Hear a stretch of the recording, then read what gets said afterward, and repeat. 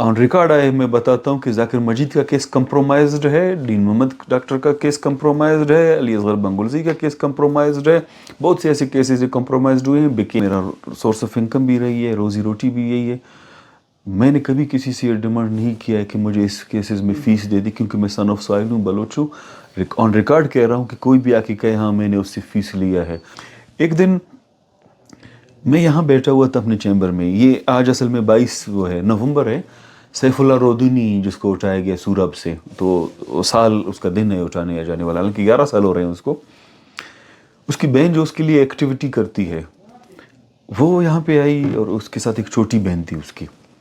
मतलब बाहर की दुनिया को अब देखे, अंदर की दुनिया को देखे, तो मैं किससे क्या फीस लूँ या मैंने क्या देखा। मैं कहता हूँ काश कि कोई इनको लिखना चाहे, और सबके साथ क्या क्या कहानी है।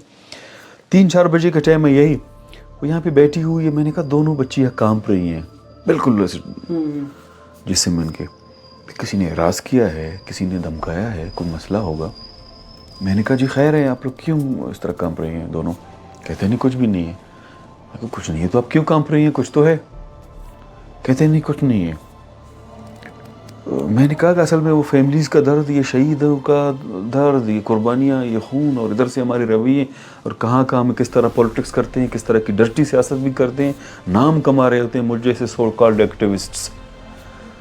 तो मैंने कहा नहीं अब देखिए मुझे अपना भाई समझे, बताएं, अब मेरे पास आई एक एतमाद करके तो मेरे बहन हुई मेरे लिए।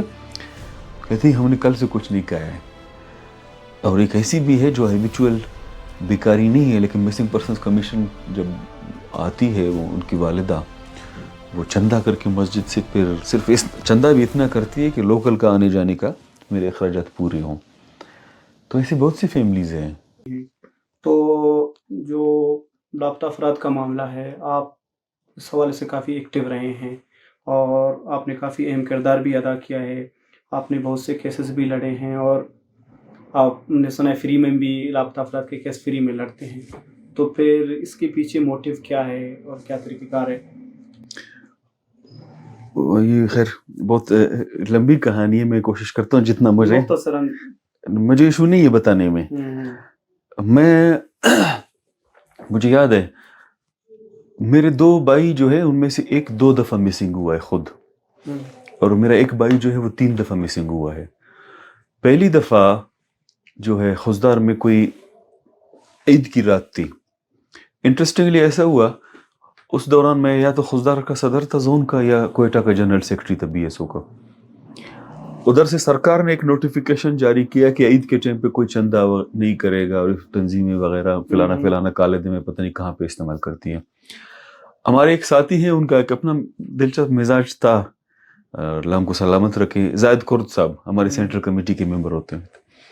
वो क्वेटा से, चूंकि उनका ताल्लुक नाल से था, जाते हुए उन्होंने एक बयान मेरे नाम से जारी किया था, और मुझे पता नहीं है वैसे थे जोनल सदर के उसने 2-3 बयान जारी किए थे। एक के जी खुजदार का फैलाना रोड जो है वो नवाब अकबर खान के नाम पर होगा, दूसरा ये चंदा वगैरह करेंगे, तीसरा पता नहीं उसका मोहम्मद अली का उन्होंने कहा था कि ये क्या क्या है। अब स्टेटमेंट्स आए हैं, मुझे पता नहीं है। तो मेरा एक भाई है, वो हम शक्ल है, जो इंजीनियरिंग यूनिवर्सिटी में पढ़ता था। ईद की रात है, मैं जाकिर मजीद, एक और हमारे उस टाइम के साथी होते थे निसार, हम जा रहे हैं, हम सारे कोयटा से पहुंचे थे खुजदार यूनिवर्सिटी से, कि सैलून जाते हैं। मेरा ख्याल शहीद अमीरुल मुल्क भी था। अच्छा, इस बीच में मेरा भाई मुझे कॉल करते कि आप लोग कहाँ हो? हम लोग कहा कि यार हम इस तरफ हैं। कहते आप लोग निकल जाओ। उन्होंने शक्ल की पहचान नहीं की है, मुझे और दूसरे भाई को उठाया है, लेके जा रहे हैं। एक और साथी भी था एजाज, कहते हैं हमें लेके जा रहे हैं, हमें खैर छोड़ देंगे जब उनको पता चलेगा कि इमरान नहीं फैलाना है। तो मेरे लिए, मेरी फैमिली के लिए वो ज़ाहिर एक तकलीफदा अमल था। उस दिन मैंने देखा मेरे वालिद जो हैं वो किस प्रोसेस से गुजरे, मेरी वालदा, मेरे घर वाले। दूसरा फिर ये था कि नाल में हमारा एक जलसा था, वो बलूची दीवान भी रात तक जारी रहा। वापसी पे गए, यहाँ से मैं और संगत सना भी साथ गए, और भी हमारे साथ साथी थे, बाकी जाकिर मजीद, अमीरुल मुल्क और जितने साथी थे वो पहले से उधर थे जायद कुर्द, क्योंकि उनके घर भी हैं वहाँ पे। हम जब वापस आए तो फिरोजाबाद के एरिया में हमने देखा कि साथियों को तमाम इन्होंने रोक के रखा हुआ है। तो किसी ट्रक वाले ने हिम्मत की, कहते आप लोग स्टूडेंट हो, नौजवान? हमने कहा हाँ। कहते इन्होंने आपके तमाम साथियों को रोका है, वो आप लोगों को ढूंढ रहे हैं। हम फिर वो फिरोजाबाद एक रास्ता है वहाँ से होते हुए निकले, 8-10 दिन तक हम संगत सना और साथी थी, कहीं हम छुपे रहे, और मुझे आज तक याद है किसी गैरेज का जो टाइप का एक स्टोर था उसमें हम छुपे रहे साथियों के साथ। तो उस दौरान मेरे फिर दोनों भाइयों को उठाया गया दूसरी दफ़ा वहाँ से। फिर तीसरी दफ़ा इन्होंने मुझे उठाया, फिर 3MPO में बंद किया, ये जो सैलाब आया था आवारन का, उस दौरान फिर मुझे इन्होंने उठाया। जी ठीक है, फिर कैद तनाई में रखा, शहीद गफ़ार लंगव था और साथी थे उधर खुजदार में, काफ़ी दोस्त थे, और उस दौरान उनको भी शिफ्ट किया गया था। फिर चौथी दफ़ा तकरीबन 2013 में मैं क्वेटा से आ रहा था खुजदार, मैंने अपना कराची, क्योंकि खुजदार में काफ़ी सालों से नहीं जा रहा हूँ और हमारी फैमिली भी तकरीबन शिफ्ट है कराची में। तो मैंने देखा कुछ ऐसे मशकूक लोग थे जो मैं ट्रांसपोर्ट पे खड़ा था, उनको ये लगा कि मैं खुजदार जा रहा हूँ, तो उन्होंने जिन जिन को इतला देना होता है ऐसे मामलात में इतला दी। रात को उन्होंने घर चापा लगाया, पूरी इदारों ने घर के अंदर गए कि जी कल 13 अगस्त की रात थी कि कल 14 अगस्त है, पता नहीं इस घर में क्या क्या हो रहा है, कौन कौन आए हैं। तो मेरे वालिद साहब भी नए नए फोत हुए थे, तो उन्होंने घर में बड़ी चार दिवाली की पामाली की, तोड़ फोड़ किया, सामान उठा के लेके गए और मेरे भाई को लेके गए। उससे कुछ दिन पहले उन्होंने, हमारी गाड़ी उस टाइम जाती थी, ट्रांसपोर्ट थी खुजदार कराची, खुजदार कंपनी के सामने उन्होंने भी मार के बस्ट चलाया था, टायरों को बस्ट किया था, और वर्ड में भी किया था, फिर हबचौकी में भी मारा था। तो उस दौरान फिर घर को हमारे गेट जाता पूरा एक बस चलाया था, और उस दौरान एक ट्रेंड था जी कफन फेंकने का और अतर फेंकने का, साबुन, वो पम्फलेट वगैरह, वो उन्होंने फेंका था।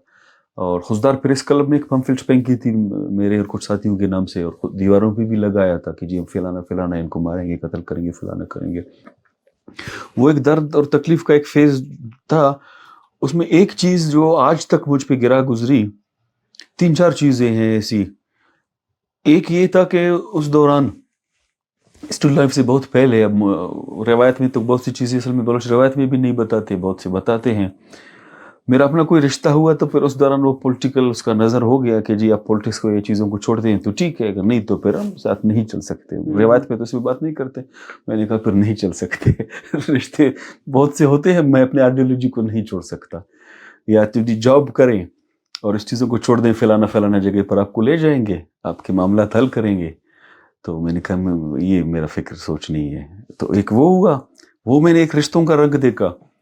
दूसरा, मुझे किसी ने कहा, कोई हमसाये में से, कि आपकी वालदा जो है वो घर से निकली थी पता नहीं कहाँ, जब घर पे उठा के आपके भाइयों को लेके गए। मेरी वालदा एक घरेलू खातून है, वो बिल्कुल रिवायतन बगैर चादर के निकली थी। अब पता नहीं कहाँ जा रही थी, चादर सर पे नहीं थी और चप्पल भी शायद पैर में नहीं थी। ठीक है, मैं इधर उधर फिर लगा रहा। अब एक कबायली मुआशरा है, आम सादा, कोई भी रिश्तेदार कॉल करता, अजीज सब तुम्हारी वजह से हुआ है, जो कुछ हो रहा है तुम्हारी, किसी का कोई नुकसान हुआ कारोबार में, कहीं पे कोई एक्सीडेंट कुछ हो गया, इंडिविजुअलिएट करते हैं, कहते तो ये तुमने किया है जी, ठीक है।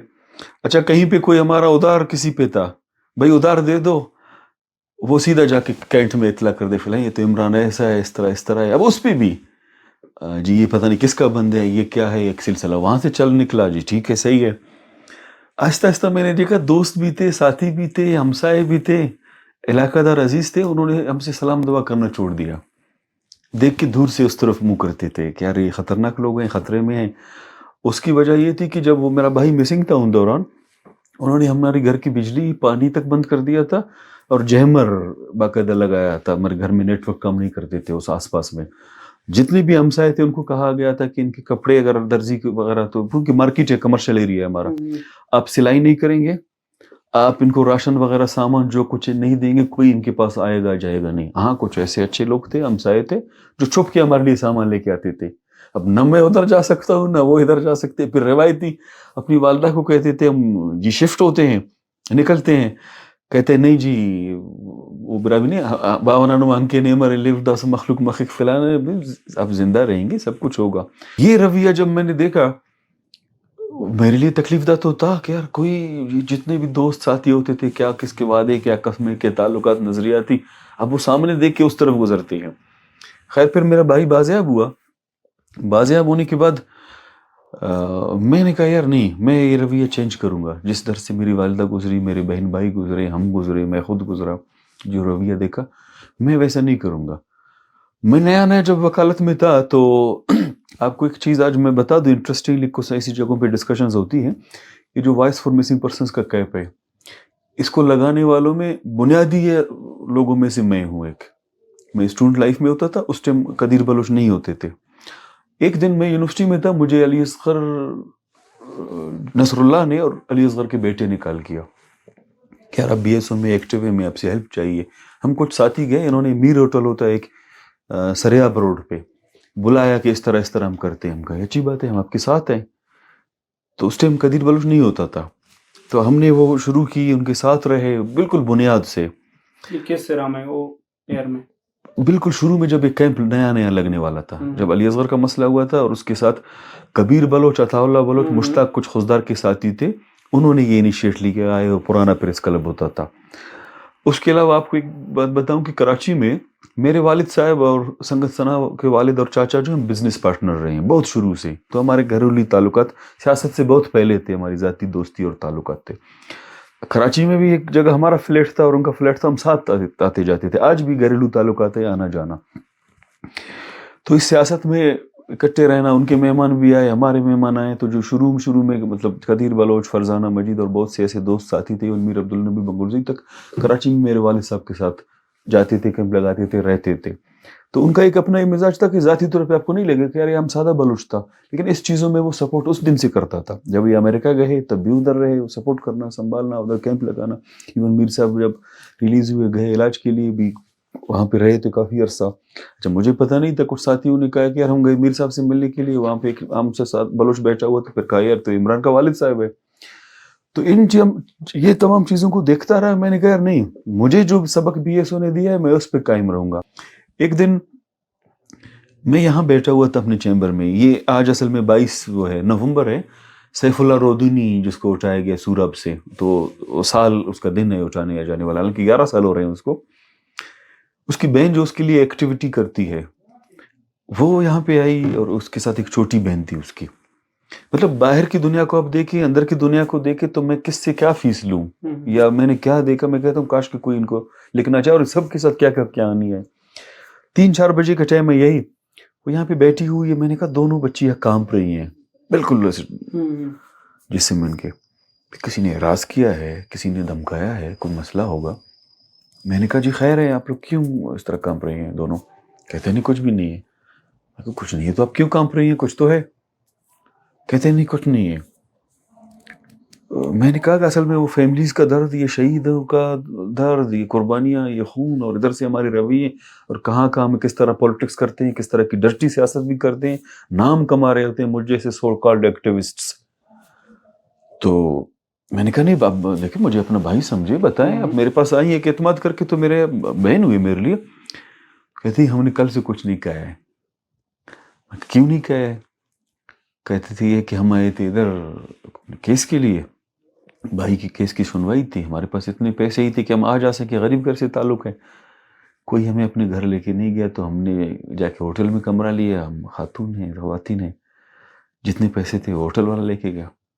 تو ہم نے کہا چلو رہائش کا بندوبست کرتے ہیں, عزت اور پردے میں رہیں, بغیر کائے سوتے ہیں. تو ہم 24 گھنٹے سے بغیر کائے ہم سوئے. تو میں نے کہا کیا کہیں گے؟ کہتے ہیں ظاہر ہے وہ روایت ہے بلوچ. کہتے نہیں ہم کچھ نہیں. میں نے کہا ہاں, میں نے کہا نہیں کچھ کہتے ہیں. کہتے نہیں, پھر کہتے ہیں کہ چلو ہلکا پھلکا. تو میں نے ان کو کہا ساتھیوں کو کہ چائے لے کر آؤ, وہ جو ایرانی بسکٹ نہیں آتے. میں نے کہا کھانا کھاتے ہیں, وہ نہیں کہتے نہیں پر یہ. پھر میں نے ان کے لیے میں نے کہا ادھر سیپریٹ جگہ کہتے ہیں بناتے ہیں, کھانا کھلاتے, کہتے ہیں نہیں ادھر آپ کے ساتھ بیٹھیں گے. پھر میں نے ان کو بسکٹ لا کے دیے, کھانا کھلایا, جو بسکٹ چائے وغیرہ پلایا ان کو. یہ چیز میں نے دیکھی. ایک دن مجھے ایمان مزاری نے کال کیا, کہتے تھے یہ کہ کوئی مسنگ پرسن کی فیملی ہے, وہ کوئٹہ کا ہے, آپ سے آ کے ملیں گے, کیس ہے ان کا. میں نے کہا ٹھیک ہے جی. آئی. اچھا انٹرسٹنگلی وہ کوئٹہ کا پہلا مسنگ پرسن کیس ہے جو پنجابی ہے. تو اس کی بیوی آئی تھی, اس کے ساتھ بہن تھی, اور 2 چھوٹی بچیاں تھیں. اب ہم خود اپنے قومی اتنے درد تکلیف سے مسنگ پرسنز کے کیس میں تو آپ فرق تو نہیں کر سکتے کہ یہ کون ہے, کس قوم سے, قبیلے سے تعلق ہے, کس زبان سے. تو کہا کہ اس طرح کا کیس ہے. میں نے کہا میں لگا لیتا ہوں کیس خیر وغیرہ. میں نے لگا لیا. کہتے پیسے. میں نے کہا میں آپ سے پیسے نہیں لوں گا. کہتے کیوں؟ میں نے کہا کہ میرے اپنے جتنے لوگوں کے کیس ہیں میں نے ان میں پیسے نہیں لیے، کسی نے فائل کر دیا ہے نہیں دیا ہے بھی، میں نے بات نہیں کی ہے. اگر ادھر میں پیسے لوں گا میرا ضمیر مجھے ملامت کرے گا کہ یہاں پہ بھی آپ نے فرق کیا.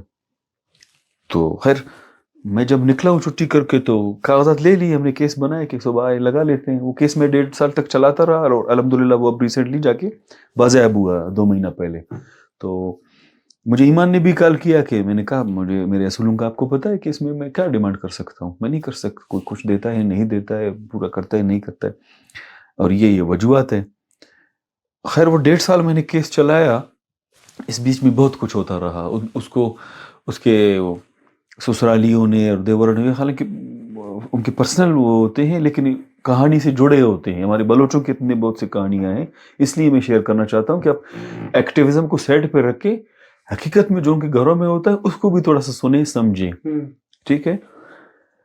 تو اس کا شوہر یہاں پہ آیا، وہ دونوں بیٹھے رہے. ان کے آنے سے پہلے یقین کریں 2 بلوچ ایسے فیملیز لیڈرز، بہت ان کی قربانیاں ہیں، بہت اعلیٰ مقام ہے ان کا، بہت. آج ان میں سے ایک شہید ہو چکے ہیں، نہیں ہے. ان کے کیس میں لواحقین ان کے یہاں پہ آئے، ان کے کپڑے پٹے ہوئے، ان کی جوتے پٹے ہوئے، اور یہ جو سردی اور گرمی میں جو اسکن کا حال ہوتا ہے، میں نے اندازہ لگایا کہ 1-2 سالوں سے انہوں نے کوئی کریم استعمال نہیں کیا تھا، کوئی واسلی یا کوئی کچھ جو پھٹ جاتی ہے، اسکن ڈیمیج ہو جاتی ہے، زخمی ہو جاتی ہے. بلوچ نیشنلزم میں تحریک میں وہ بہت بڑے نام ہیں. ان میں سے ایک شہید ہو چکا ہے، ایک زندہ ہے، اللہ ان کو عمر دے زندگی دے. ان کی بہنوں کو میں نے دیکھا کہ کتنے بڑے نام، کتنی، اور وہ نام صرف یہ نہیں کہ نام انہوں نے کوئی اسٹیریو ٹائپ بنایا ہے، قربانی کی بدولت، محنت کی بدولت، ایک تسلسل کی بدولت وہ ایک بہت بڑے مقام پر پہنچے ہیں دونوں. بہت سے ایسے ہیں. اور پھر لوگ باتیں بھی کرتے ہیں، جی پیسہ ملتا ہے، فلانا ملتا ہے، پتہ نہیں کیا کیا کہاں سے آتا ہے. کیا پیسہ ملتا ہے؟ کوئی اپنی بیوی سے چھپائے گا، اپنی بہن سے چھپائے گا، اپنی بچوں سے چھپائے گا، ان کے پاس کھانے پینے کو نہیں ہے. خیر میں اس سوچ میں تھا. وہ دونوں میاں بیوی یہاں پہ آ گئے، اور یہ جو شیئر کر رہا ہوں یہ ہوا ہے، میں نے اپنے خود دیکھا ہے آنکھوں سے. اس نے کہا کہ ہم اپنے والدین کے پاس اب تک نہیں گئے ہیں، سیدھا آپ کے پاس آئے ہیں، اور جو کچھ جس طرح آپ نے میری بیوی کو ٹریٹ کیا ہے، تو آپ نے ان سے فیس کیوں نہیں لی؟ میں نے کہا آپ دونوں پڑھے لکھے ہیں، میں اس لیے بتاتا ہوں کہ میں نے ان سے فیس کیوں نہیں لی. کہتے بتائیں. میں نے کہا آپ کی بیوی نے کہا میں پڑھی لکھی تو ہوں لیکن میں گھریلو خاتون ہوں، اور اپنی بہن کے ساتھ اب رہ رہی ہوں، بچوں کے ساتھ، کمانے والے تو آپ ہو. کہتے ہیں ہاں. میں نے کہا جس کا انسان زندہ غائب ہو، میں نے اپنے گھر میں بھی دیکھا ہے. آپ ان سے ڈیمانڈ کرو فیس، وہ اپنے زندہ انسان کو بچانے کے لیے کسی حد تک جائے گی، اب کوئی فیس دے گی وہ وکیل کا. میری نظر میں وہ 3 ذرائع سے فیس دے گی. کہتے کیا؟ میں نے کہا پہلا ذریعہ یہ ہے کہ وہ اپنی کان کی بالیوں کو بیچے گی، جو سونے کی بالیاں اس کے کان میں ہیں، اس سے مجھے فیس دے گی، اور میں اس سے کہوں گا اپنا پیٹ بھروں گا، اپنے گھر لے جاؤں گا. دوسری صورت یہ ہے کہ اس کا وہ چھت جو اس کا عزت ہے، پردہ ہے، اس میں چھپی ہوئی ہے، ٹھیک ہے، وہ بیچ کے مجھے میرا فیس دے گی. تیسری صورت یہ ہے کہ وہ جسم فروشی کرے گی، اپنا جسم بیچ کے مجھے میری فیس دے گی. اس نے جواب میں جو بات کی، کہتے یقیناً آپ کے والدین جو ہے وہ عظیم لوگ ہوں گے، اور بلوچ بہت عظیم قوم ہے. پہلے ہمیں نہیں پتا. اس کیس میں جہاں بھی ہمارا ٹکراؤ ہوا ہے بلوچ سے ہی ہوا ہے، جہاں پہ ہمیں سنبھالا ہے بلوچ نے ہی سنبھالا ہے. مسنگ پرسنز کے ہم نے کیس کو سمجھا، درد کو سمجھا. مسنگ پرسنز کا کیس ایک حقیقی کیس ہے، اور بلوچ جیسا عظیم قوم تربیت کی بنیاد پر، سیولائزڈ کی بنیاد پر کوئی نہیں ہے. میں نے کہا میری فیس یہی ہے، اور مجھے کوئی فیس نہیں چاہیے. اب کروڑوں دیتے وہ اس کا ازالہ نہیں کر سکتے تھے، مجھے کمپنسیٹ نہیں کر سکتے تھے. اکنالجمنٹ ہے دیٹ از انف. جی. اور ایک ایسی فیملی ہے بلوچ، جب لوگ ان سے ملنے کے لیے گئے، ان کو پتہ چلا کہ مسنگ پرسنز کی کہ ان کے گھر میں راشن نہیں ہے، راشن پہنچانے گئے، ان کی نہ دیوار تھی، نہ چار دیواری تھی، نہ چٹائی تھی. یہ جو چاول کے وہ نہیں ہوتے شیٹ، مہمانوں کے لیے انہوں نے وہ بچھایا. اور ایک ایسی بھی ہے جو ہیبیچول بیکاری نہیں ہے، لیکن مسنگ پرسنز کمیشن جب آتی ہے، وہ ان کی والدہ وہ چندہ کر کے مسجد سے، پھر صرف اس چندہ بھی اتنا کرتی ہے کہ لوکل کا آنے جانے کا میرے اخراجات پورے ہوں. تو ایسی بہت سی فیملیز ہیں. یہ ان کی کہانیاں ہیں.